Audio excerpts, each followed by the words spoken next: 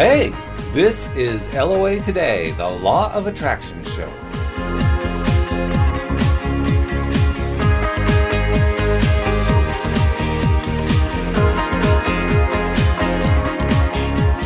Welcome to LOA Today. Walt and Joel Elston here for Thursday, October 6, 2016. And this week we had a little technical difficulties with our first attempt trying to record this. So this is our second attempt.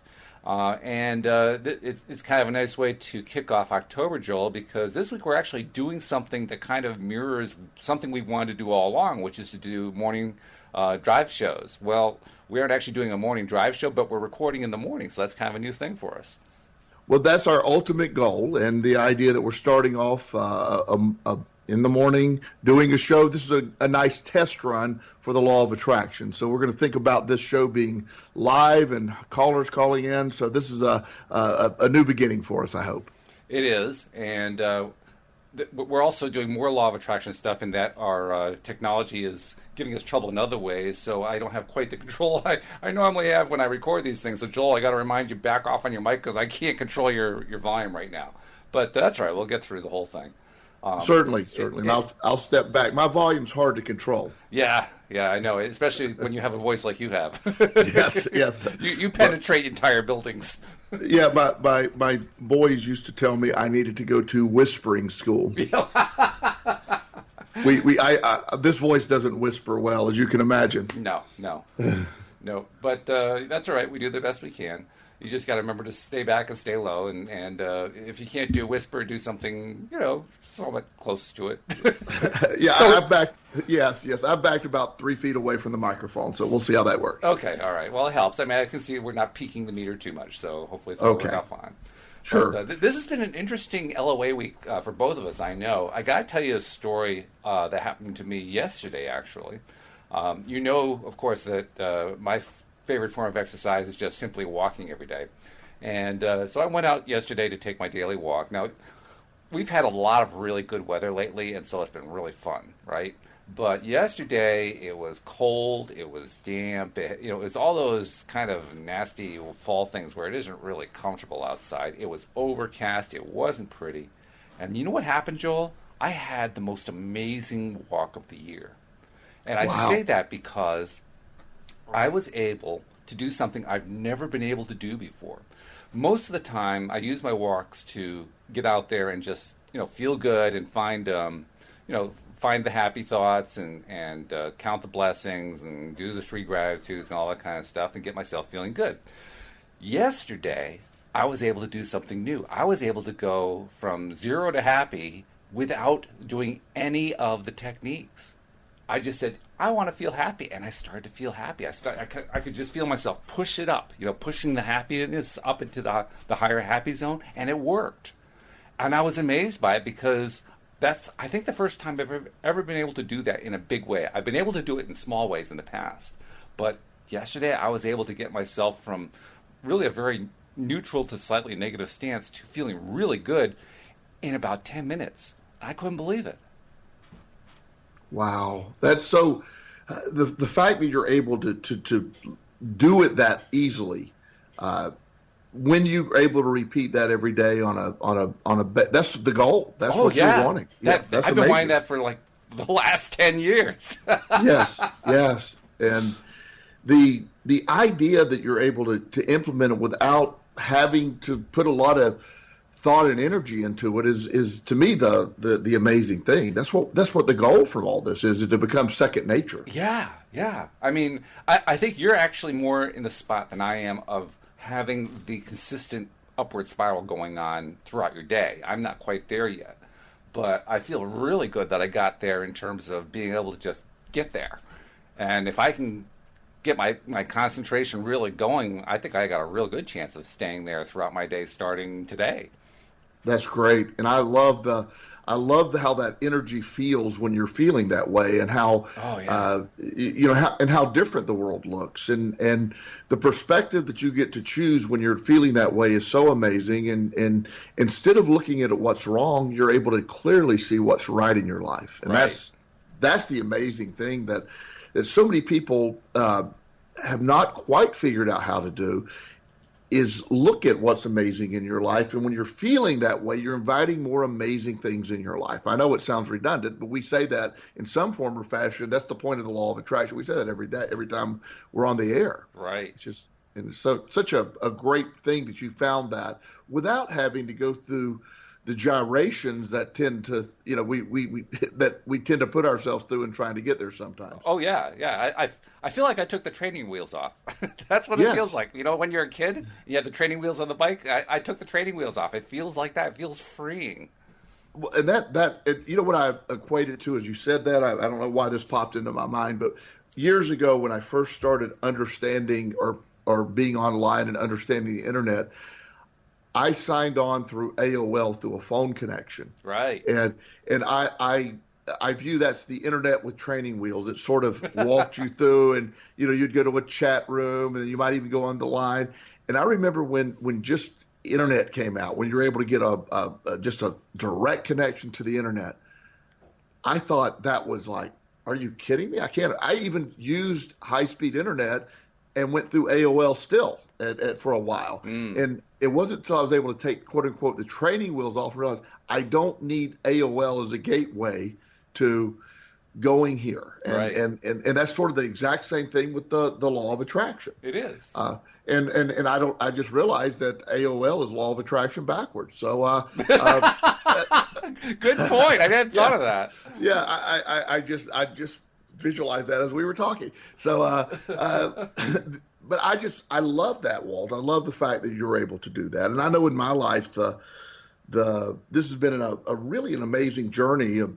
We're actually, as we mentioned, we're recording in the morning on a Monday morning, and I have, as most of our audience who have listened before know, have heard me mention, a couple of years ago, my son TJ was killed in an automobile accident, and 2 years ago, I was down at the bench in Florida, my place of refuge, and I 2 years ago today, I laid his remains at the bench.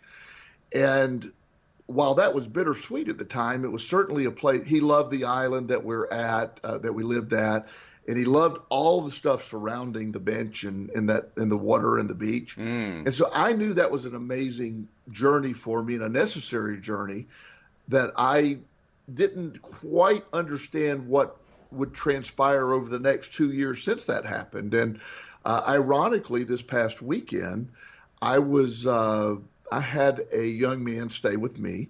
He's 10 years old and he's in foster care, and he will at some point be coming to live with me full time. And I'm looking at the contrast between 2 years ago and today.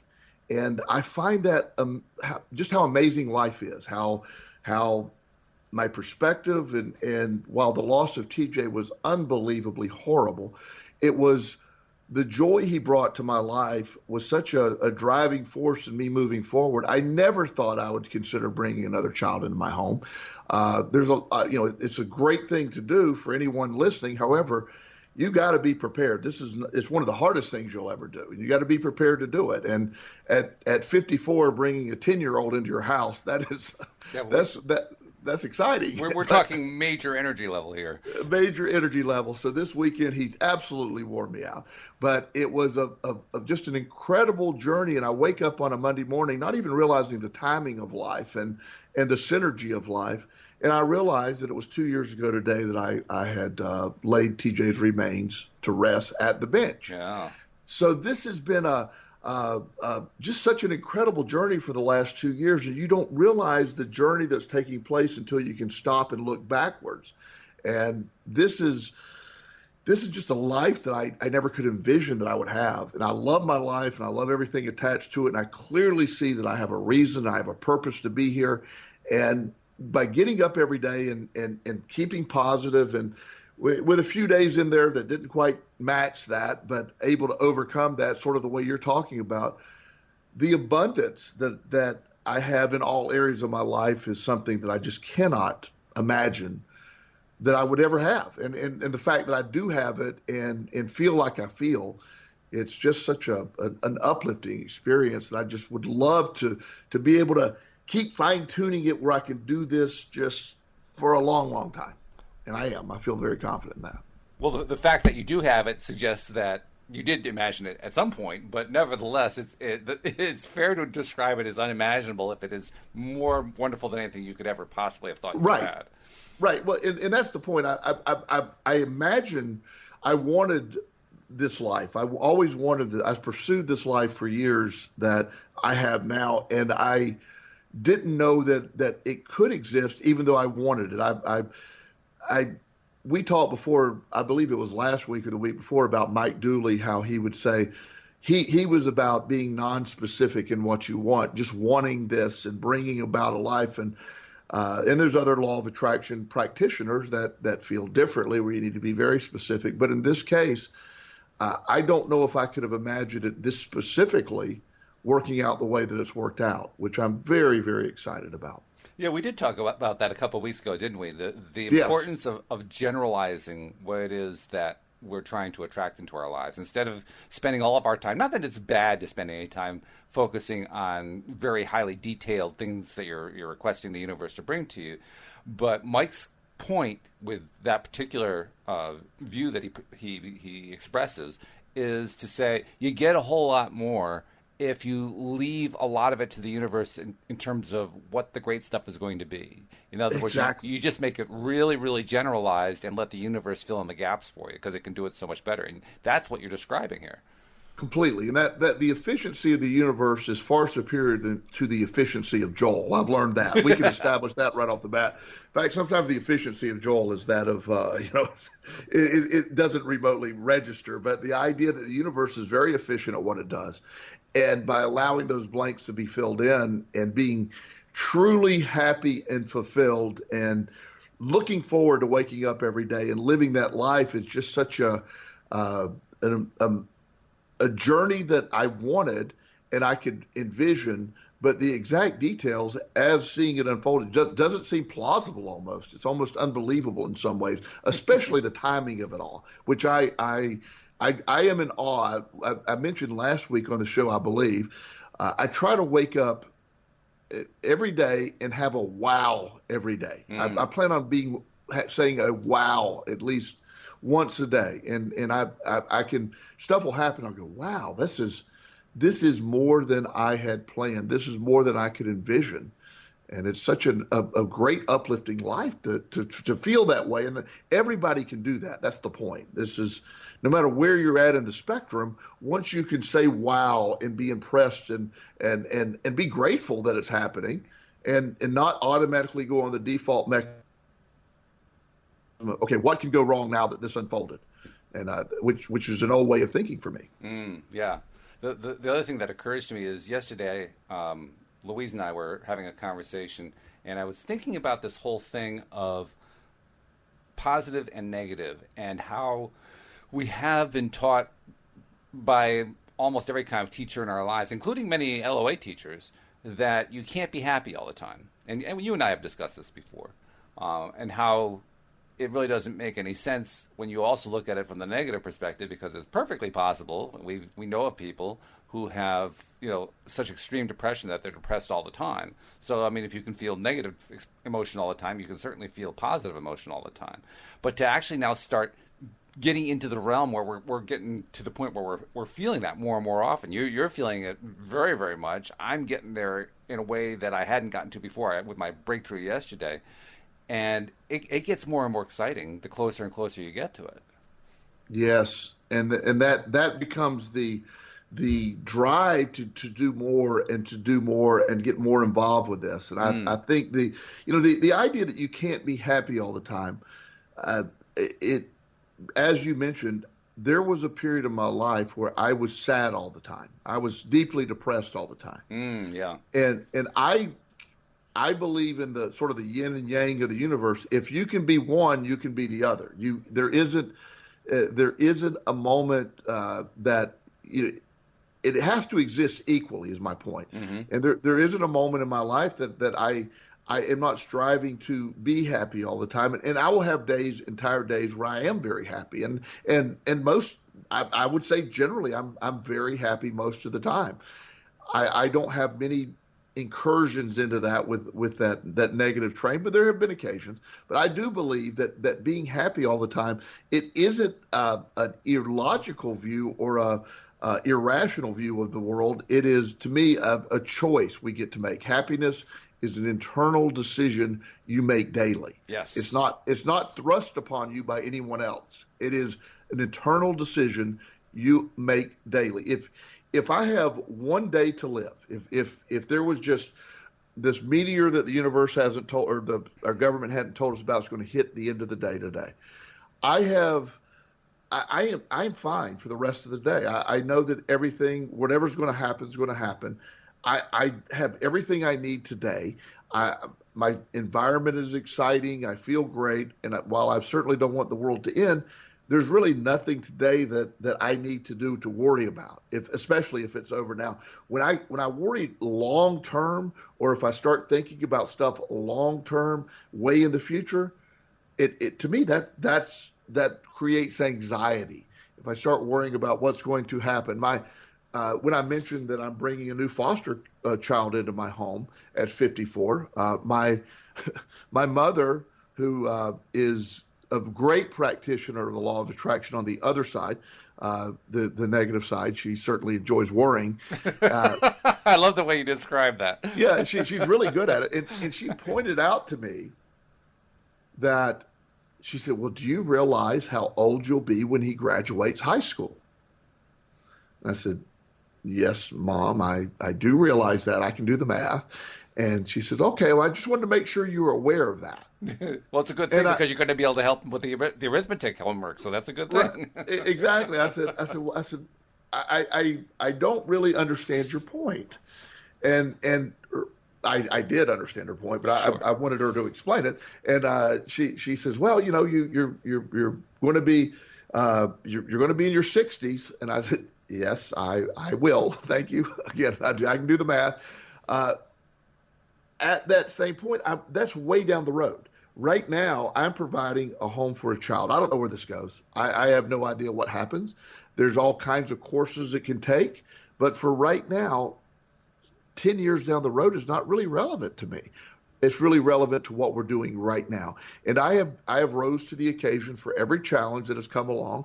I have been 100% successful in dealing with things that I cannot believe that I dealt with or didn't think I could deal with. So this will be one of those things that I deal with no matter what happens. I don't need to worry about 10 years down the road. As the law of attraction will have me focus on right now, living in right now, combining sort of the power of now with the law of attraction, which all goes together. Things could not be better than they are right now. And that's fantastic. There's no sense in worrying about at 62. And it's interesting. You mentioned that she's an expert at the practicing of negative LOA. Yes. The thought that immediately came to my mind when you described this whole scenario was if I were talking to her, my first reaction would be to say, well, 60 is the new 40. That's the way it is these days. I mean, there are lots of people in their 60s and 70s, and it's very obvious that they're not going to be hitting the grave in the next 5 years. They're going to be around for the next 30 or 40. So saying that because you're in your 60s that you're somehow over the hill or something doesn't even apply anymore. Well, the ironic thing is my family lives to be ancient. We have incredible, and they all. They all have treated themselves horribly physically. My grandmother never ate properly. She, lived to be her 90s. I mean, it's something that we have to take for granted. But that idea that life is today, I don't view myself as old at 54. I'm in the gym every day. I'm stronger than most 25-year-olds. And I'm not saying that in an arrogant way, but I work out very hard. I eat pretty well. I don't eat perfectly, but I eat pretty well. And my food is naturally sourced. I don't smoke. I don't drink. I don't do drugs. So with all that being said, I don't have a problem envisioning that, as somebody said, you're going to be the old dad. And I said, well, yes, I will be the old dad in the class. But at the same time, I won't be an old dad. I know I'll be the old dad, but I won't be an old dad. And that there's a difference in the two. I mean, There is. old is a state of mind. That's right. And as I said, I work out with 25-year-olds. They don't view me as a 54-year-old man. They view me as a peer working out. Mm-hmm. And so that's again, it's about perspective. But with my mother's ability to very successfully use the negative side of the law of attraction, and she's done it her whole life. So her first instinct, now she's very happy for me, and she's excited, but her first instinct was to look at the negative of it. I'm glad that she's happy and excited.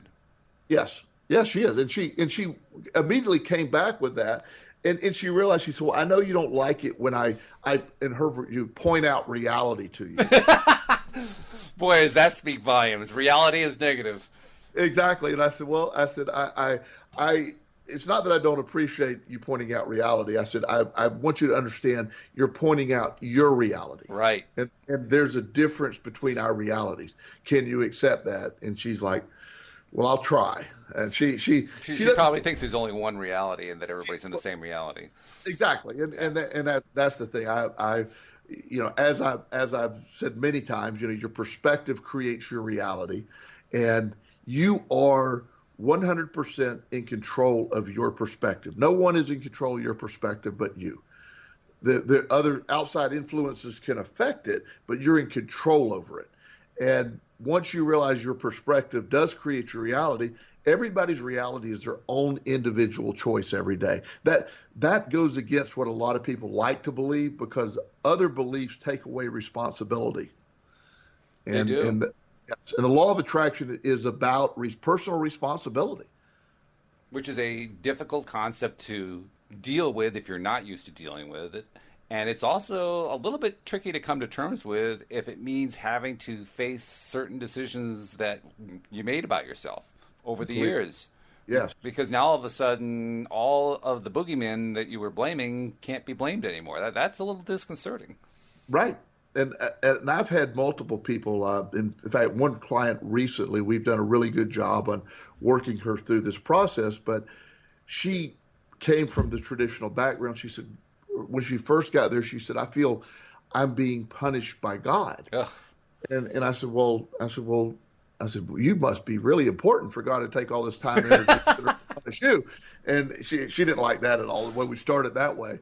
I said, God has a lot of kids starving around the world, and the fact he can spend his time torturing you is pretty impressive. Yes. And as we talked, she started to see her choices are what led her to be the victim of her life. And she kept making the same choice over and over and over.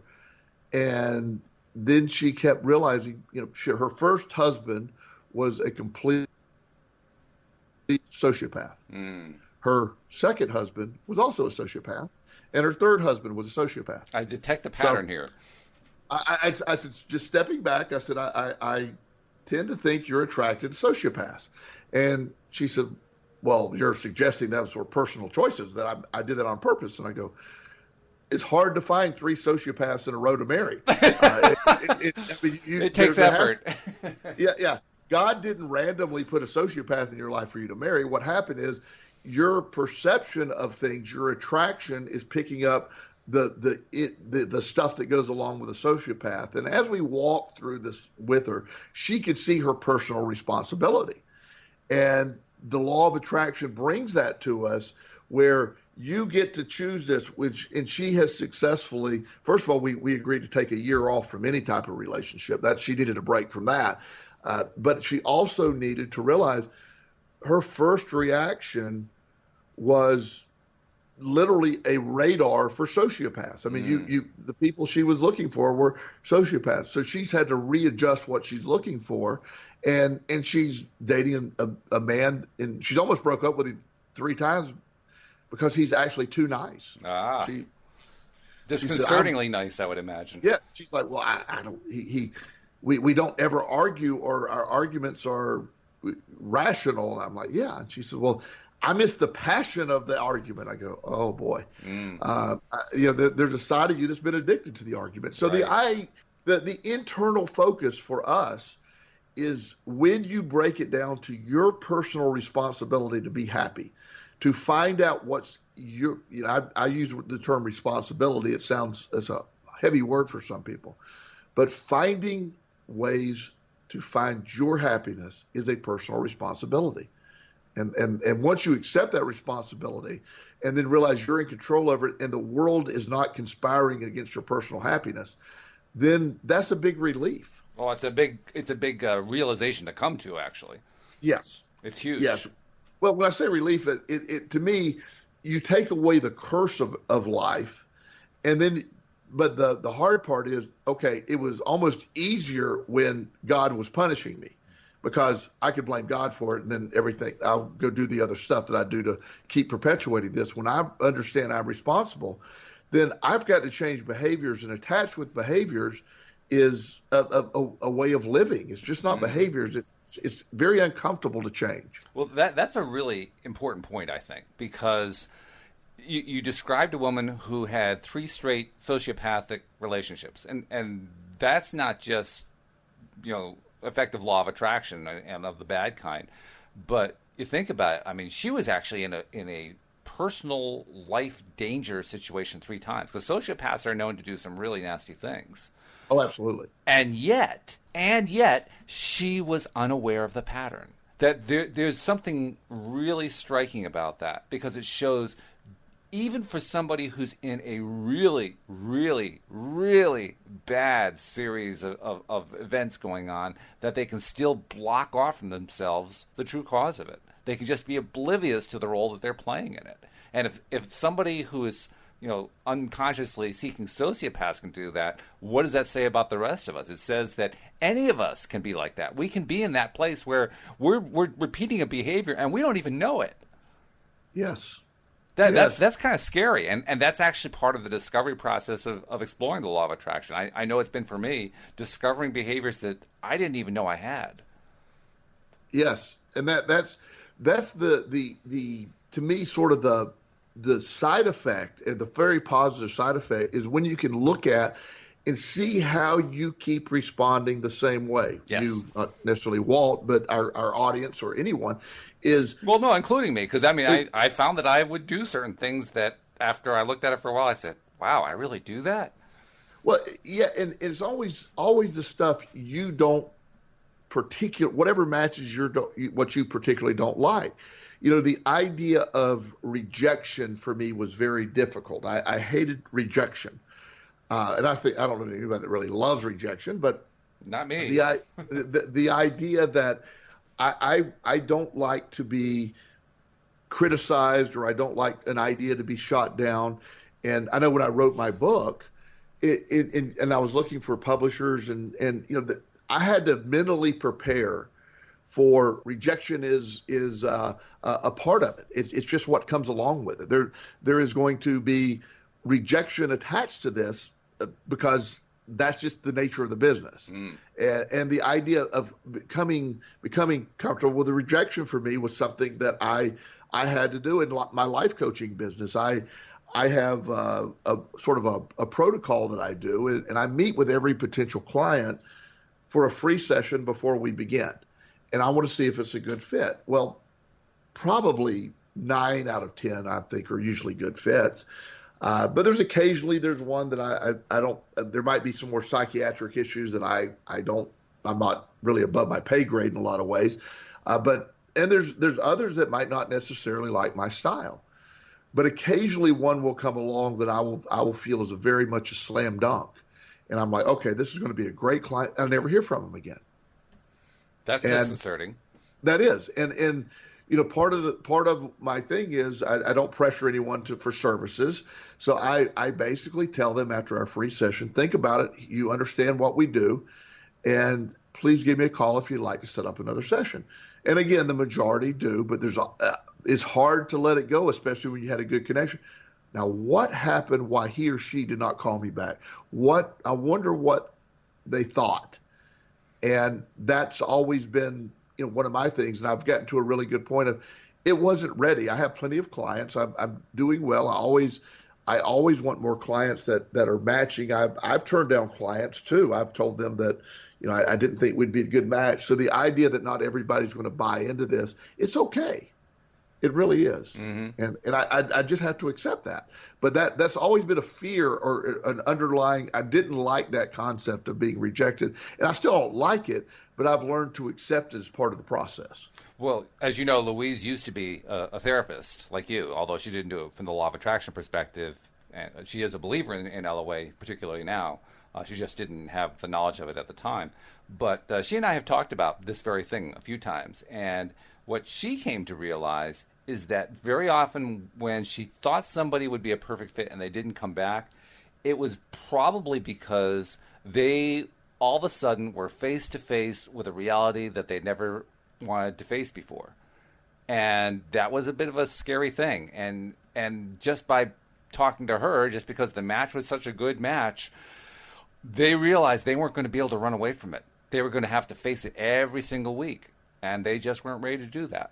Yes, and that's the piece that not personalizing every rejection or not personalizing any rejection is really the key, or whatever you have going on. We tend to want to personalize everything, and what your biggest fear is usually what you're unintentionally attracting in your life. If your big fear is rejection, you're going to keep doing that. And doesn't that suck? It does. Several years ago, I was dating this lady, and I have and our two fears literally fed off of each other. It's amazing we found each other. She very much needed someone to spend a lot of time with her. Uh-huh. She really enjoyed someone spending a lot of time. I am someone who I like my freedom. I don't want to plan something 3 months ahead of time. I enjoy spending time with my relationship, but I don't want to make it like I'm clocking in and somebody's keeping score of how much time we're spending together. And so I told her, I said, if I feel I'm being pressured in a relationship, that's when I tend to get freaky. And she said, I understand. And she said, but I also don't need to feel like I'm second best in your life. And I said, I understand that. So we were going along relatively well. And it was actually during a time when I was in the process of adopting my son, TJ, or he's in foster care. Uh-huh. And the idea that I was spending a lot of time working with him and didn't have as much time to spend with her became a big issue for us. Yeah. And I had what brought it to a head is one day we were meeting, and she called and she said, and she lived a little bit away, probably about an hour away from me. So she said, I'm going to be right down the road from your office for lunch. And I said, great, let's get together and we'll have lunch. Well, I had to pick up TJ at 1:30 and get an early release day from school. So we were having lunch and everything was great. I kept looking at my clock, like my phone, like, okay, I got to go. I got to go. That's definitely a killer right there. So, for somebody who is really hung up on, you got to spend time with me, that's not going to work. Right. And so that process, I realized the more I did that, the more uncomfortable she became. And then she started saying, well, we only spent 3 hours together last week. We only spent 6 hours the week before. And I realized, okay, you're doing the exact same thing I told you that drives me crazy. You're keeping score. Right. And I said, and we were having a very logical conversation. And I said, why I don't think this is going to work is your phobia and my phobia are feeding off of each other right now. Mm. And we are destined to have this battle forever. And she was like, well, I can change. And I said, I don't know if you can. I said, I don't think I can. As far as the more you push me, the more I'm going to back away. The young lady that I've been dating now for a long time completely understands that, and we really have a really great balance. But this one back then, she wasn't able to grasp that. So what tends and that pattern for her, unfortunately, and I'm still friends with this lady from a long time ago, but it has repeated, and she's probably had 9 relationships in the last 10 years that have all ended because of the same thing. Yeah, the octopus syndrome is what I would call that. You got to just keep hanging on. It's one of the best ways to drive anybody away, regardless of whether you have a phobia about it, just because it becomes annoying after a while. Yeah, exactly. Well, and that's the piece. But you'll notice when you start identifying your own stuff, And this is me not judging her. I'm owning my side of that. But you keep finding these same patterns, and the law of attraction is showing you that these patterns are bringing you a set of consequences. Consequences is not good or bad. They just are. And if you don't like the consequences that your behavior keeps bringing you, you can't expect different consequences by doing the same behavior. That's just the lesson of the law of attraction. That's how I work with clients, of helping them change their behavior, which forces a new set of consequences to come along. And hopefully those consequences are more matching of what they're wanting. It's funny you should mention that, because just last night I was thinking to myself about how, before the law of attraction was explained to me, right? Before I had teachers teaching me what it was, how it works, all that kind of thing, I was like, everybody else, trying to make sense, make head or tails out of how this crazy universe works, because none of it makes any sense. I mean, it seems like you should follow the rules, right? The rules are you work hard, you're going to make a good living, and you'll have a happy life. Well, it doesn't work that way for a lot of people. Very often people work very hard, they have miserable lives, and their lives are unfulfilling, and when they're all done, they're unemployed, and they don't have anything to do afterward. I mean, it's not, the promise is not kept, the American dream promise, if you will. Right. And to find out that that's not the way the universe works made me think last night, it's not surprising that there are so many difficulties, so many problems, so many wars, so many broken relationships, so many everythings that go on in this world, because we don't come into the world with an owner's manual. we don't have anything that says, well, here's the way this world works when you arrive here, so just follow this rule and you'll be great. It doesn't work that way. And yet, to have that combined with the fact that, like you say, we are responsible for what we do, well, that's quite a combination to overcome. So on the one hand, when you find out how the world really does work, it feels great. And on the other hand, I look back and I say, how on earth did we ever figure it out? It's hard to fathom. Yet somehow we do it. We do it. But I'm still not sure how we do it. Well, it's one of those, and I agree. It's very, I don't, these are things that we have to see, or you have to live. While I have an understanding of the practice, I have yet to logically comprehend all of it, if that makes any sense. Oh, it makes a lot of sense. I mean, yes. For Harry Potter fans, the last book, I think it was, where Harry and Ron have this big fight and they split, and Ron ends up coming back, and during their conversation, oh no, it wasn't during that. It was actually an earlier book. There's one point where Ron and Harry are kind of at odds. I think it was in the fourth book, because Harry got into this tournament and Ron didn't, and Ron thought Harry cheated his way in and didn't share how he did it with his best friend. Well, later on he finds out that what Harry got himself into was really a nasty situation. Nobody in his right mind would ever volunteer for it. And in the course of them coming to that conclusion together, Ron tries to send a message to Harry through Hermione. And the message is so convoluted in the way it's worked, the way he works it out, that it's impossible for anyone to figure out who sent the message originally without being actually told, oh, this is actually originally came from Ron. Well, that's not, of course, the way the thing played out. It was played out so that Harry got all these signals, and he didn't understand where the signals were coming from, but they ended up to a certain result, and he finds out later that Ron was the one who instigated that. And Harry's reaction, or Ron's response was, well, I figured you could, figure all that out. And Harry says, who could possibly figure all that out? Exactly. I mean, that's just completely mental.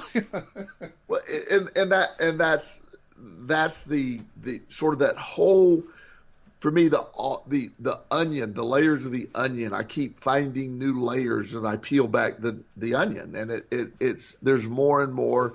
And the intricacies of how all this goes together is, I told someone yesterday, the law of attraction is like trying to understand eternity as a human. I can define it. I can give you some practical advice involving it, but eternity is something that humans can't really understand because we have no point of reference of what that looks like. We can talk about it, but we logically know, but to really understand it, because we view everything through a beginning and an end. Yeah, the law of attraction has the same stuff in a lot of ways. Oh yeah, we basically are trying to imagine what eternity is like from the point of view of a very limited imagination. Right. That's a tough battle. It really, and the law of attraction is very similar in that understanding. While we're plugging in, we say frequently that I still feel I have a kindergarten or a first grade level understanding of this. And I'm working, maybe I'm getting close to second grade now, but the idea that there's still so much more, and I sense it, the enormity of it. And this may sound a little dramatic, but I do feel it is such an incredibly powerful tool that exists. Or the law, it's not even a tool. The law of attraction is so incredibly powerful. It is. As a human, it is so, in human form, it is difficult to understand. I believe in spirit form, you'll have a complete understanding of it, but because you're not limited up to the brain and the function of the brain.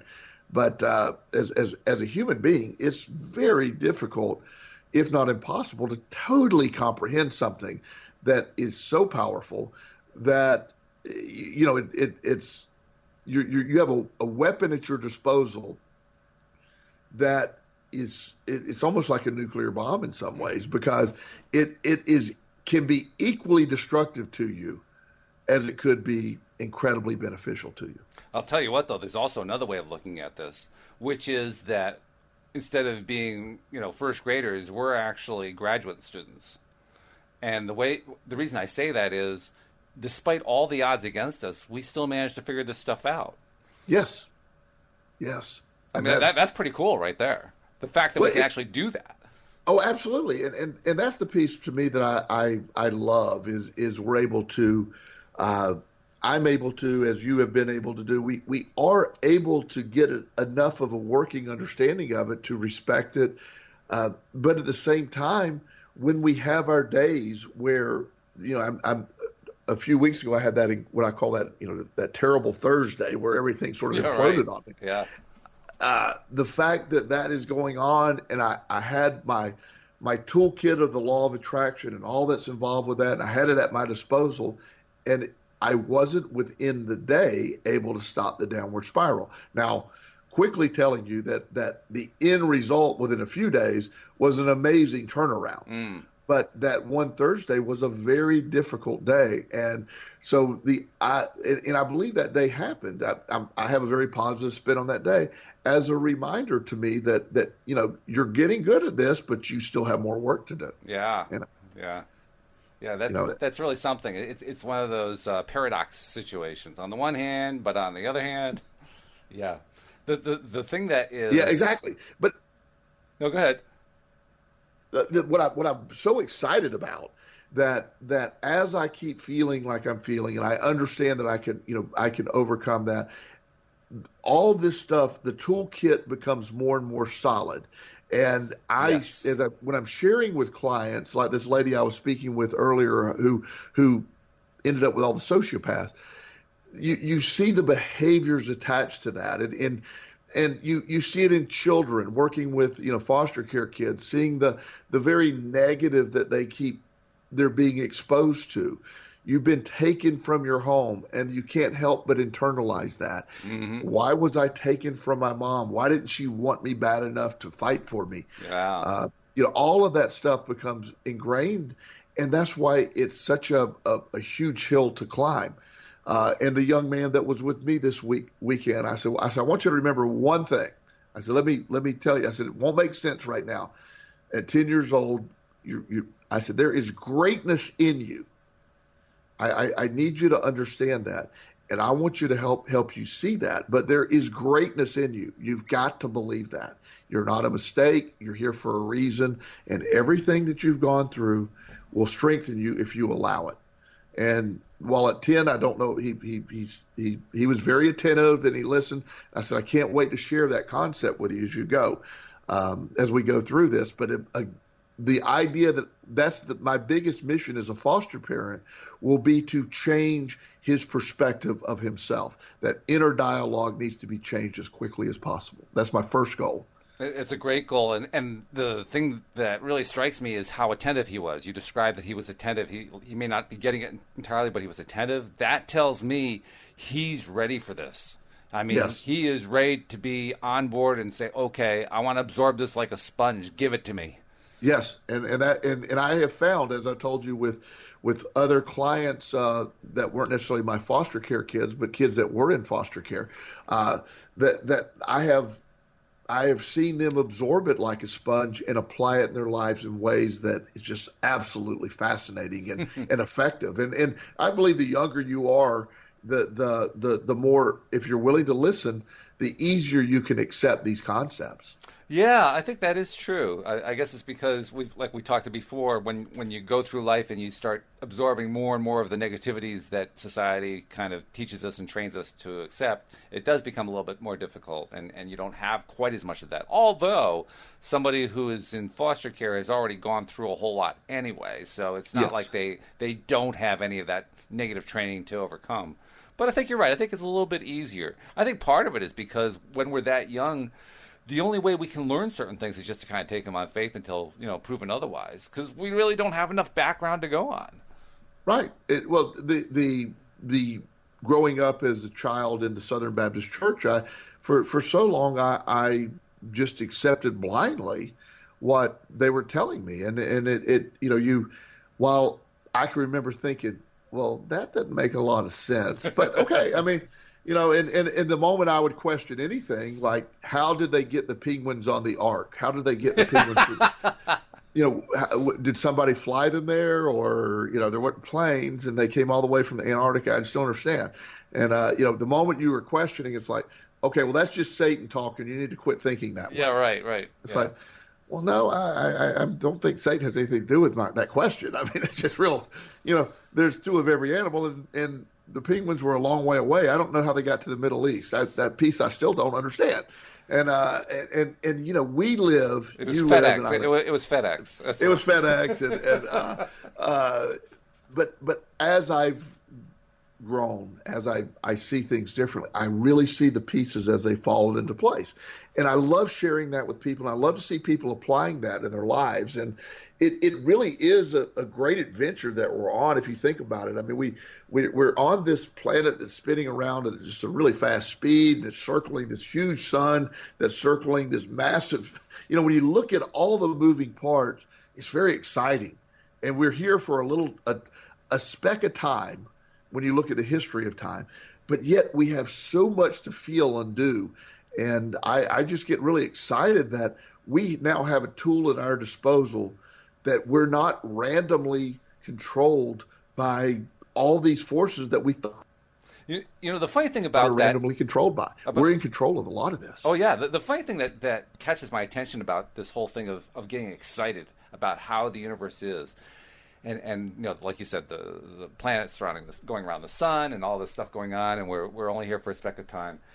That is an ideal perspective, but it's not the only perspective people have. Other people have a perspective of it all being a crazy, screwed up, negative, mixed up kind of situation. The exact same situation, just viewed differently. Right. Which is part of what learning about LOA is all about. It's about changing that perspective, changing a perspective from a negative one to a positive one.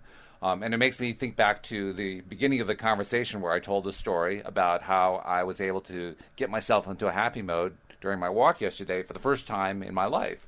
Well, I was just realizing, as you were describing that, I actually developed a method and I didn't know it. I actually developed a method. The method that I developed was to smile. Now, that doesn't sound like a whole lot, but I can't remember when it was, probably about a year and a half ago, something like that. I did a show with my sister-in-law, Iona, in which she was talking about the power of smiling physiologically, how it affects your body. And then later on, I replayed Sean Aker in a TV version of his book, The Happiness Advantage, in which he talks about how you can take a pencil or a pen and stick it sideways in your mouth to force your mouth into a smile position, and you'll actually inject a small amount of positive endorphins into your bloodstream, or into your nervous system, I should say. I guess it's both. I'm not sure exactly where the endorphins show up somewhere. I'm not sure where they go, Joel, but they're in there somewhere. They're moving around there, yeah. But the point is, you get this injection of endorphin, of dopamine and so forth, with the feel-good stuff. And yes. It occurred to me, you know what? You can do that regularly. It's not like you have to wait until something nice happens in order to smile. It's a nice, quick way to give yourself that little bit of a jolt. Well, I've been doing that for quite some time. I've been forcing myself to smile at times when I'm not feeling great, just to give myself that little bit of a jolt so that I can find something to be grateful for or whatever, and start getting into the positive mode. Yesterday, I would smile and I'd get to the positive mode. Now, I'm not sure if it's because I was training myself that way. I'm not sure if it's because I had just reached a certain chemical threshold and now that little extra jolt was all I needed to get there. I'm not sure what it was, but I found my mechanism. My mechanism is just to put my mouth into a smile position and wait to see what happens.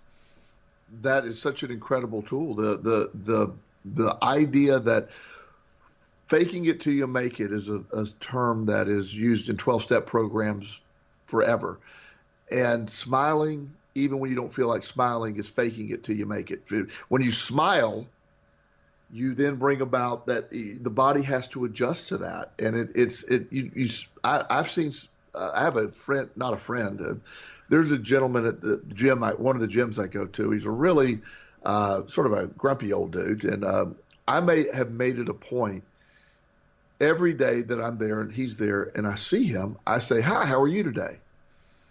And for probably a year to year and a half, he just would look at me like I was crazy and never say a word. Yeah. And I didn't let it affect me. And this is I don't know, a couple of years ago. Finally, I said it one day, and he's very frustrated. He goes, "Every day you speak to me, and I ignore you every day, and you continue to do it." What's wrong with you? He goes, "Don't you see? I don't want to talk to people." And I said, "Well," I said, "what you don't get is I wasn't doing it for you. I was doing it for me." And he said, "Well, I don't understand that." And it actually opened up a conversation. and it turns out, after a long story, this man was very bitter. He lost his wife and son in a car accident many years ago. And the idea that he had bought into the concept of the universe was stacked against him, and he just is bitter, and he played the role of a bitter man. And I said, "I'm going to continue to speak to you every day, and you don't have to speak to me." I said, "Or one day you may shock me and say, I'm not going to be bitter anymore, and I'm here on the earth anyway. I might as well try to at least have some enjoyment. But either way, I'm going to speak to you every day, and unless you get a restraining order against me, I'm going to, That would be an interesting restraining order to get. Yeah. Your Honor, I want to get a restraining order because this guy's nice to me. Yeah. He actually sort of smiled when I said that. Well, and we went another about a week or so, and he just sort of rolled his eyes when I was speaking. Finally, about, I don't know, probably a month after our conversation, I said, "How are you today?" He goes, "I'm actually doing okay, thank you." Whoa. And to this day, now we've never talked in detail about, but I speak to him every time I see him, and he answers me every time now. I don't know any more details than that, but it's a change. And he certainly, I see him smiling some. He seems happier. And I one day hope to have some time and sit down and talk with him and ask what's happened. But there's certainly a difference. And the idea that we get stuck in the roles, we play the roles of bitter people. We play the roles of what we expect. And I'm not trying to be a negative here. We can play the role of being happy. We can play all of this. We get to choose who we want to be every morning when we wake up. That is a gift that's been given that can't be taken away. I know people that I talk to who are in prison for the rest of their life. Wow. And they have changed their way of thinking. They're grateful for what they have, and they're happier than a lot of quote unquote free people. I have one friend that is in prison that I made through a sort of an email chain that he has his preacher that writes emails for him, and so we've been emailing back and forth. And he read a copy of the book, and he says it changed his way of thinking. He said, I'll never get out of prison, but I can not be self-imprisoned anymore, and I've let myself out of my own prison. And he physically is in prison for the rest of his life, but he is now in a position where he doesn't torture himself every day, and he's found happiness. He's happier than a lot of quote-unquote free people I know. Wow. That's really big. That's huge. I feel good for him that he has achieved that level of peace, and maybe he can, take this horrible life he set up for himself and turn it into a good one. It sounds like he's already on the path. Well, he talks to other inmates about this, and he says it's a very most people in there aren't receptive to the concept. He said, but a few are, and he's at great peace, and he said that as long as he's here, I think he's like 52, and he says, I'm healthy and I'm here and I want to feel good every day. He meditates and he's found a way to be happy in a place that most people could never imagine to be happy. And anybody can do that. So if someone who is in prison for the rest of their life can find that, our audience members can find that as well. And that it doesn't take much more than what you described, Walt. Learning how to turn the on-off switch by smiling that's pretty incredible. It is incredible. And I'm not sure what's more incredible, to be honest. The fact that it works or the fact that it didn't work so much before. I'm not sure what to make of that, other than somehow I seem to have gotten myself into a place where I'm more receptive to it. But I can't really explain it beyond that. Right. Well, and I think it's Dr. Joe Dispenza, which I speak about, is a quantum theorist and talks a lot about how our thoughts sort of shape our lives. He wrote a book called "You Are the Placebo," and nice title! I like the title. An incredible title. And within this concept that we are the placebo, he talks about he has a belief that when you the reason medications work a lot of times is because you believe they're going to work. And he shows a lot of evidence and stuff like that. Right. And the reason the smile's working now is you now believe the smile is working now. That's an interesting point. Yeah, because I do believe it now, and I did doubt it before. I guess that's part of the fake it till you make it stuff. But you're right, because I would try it, and it's not like I didn't feel anything happening, because once I read or actually heard from Sean Aker that you get this little jolt of dopamine, little dose, so to speak, I would try it, and I could feel it. I could feel like there was like a little tiny bit of a pick-me-up going on there. But despite that fact, it seemed like it was going to be inadequate, so I didn't really believe it until over time I allowed myself to believe it. Yes, and the very first time that I ever heard anyone describe to me the book The Secret, or the introductory to most people's law of attraction, right. Understanding, the very first time I heard it, I'll never forget when somebody was explaining it to me, and I immediately went to, well, that's ridiculous. That's that would mean that children choose to be abused. That would mean that children choose to die of cancer. I got on my high horse of where all that went, and right. and I can remember very clearly verbally dismissing it, but internally going, "There's something to that. There's that's something disturbing. That's really disturbing, because you're giving yourself mixed signals." Yes, and I didn't want to be responsible for my own suffering. I didn't want to be responsible for my own recovery. It was so much easier to be powerless and just be a sort of a pawn in the universe, versus the idea that, no, get up, be responsible for your feelings, own your feelings, take action. That was a message that I think a lot of people get turned off about, because being a victim of it all becomes a lot easier in a lot of ways. It does. I just wish we had more time to talk about it, but we always run out of time before we're done, so to speak. But it happened again. Joel, it's been a pleasure as usual. Walt, great to talk to you. Great talking to you, too. We invite you all back next time as well here on LOA Today. Goodbye, everybody.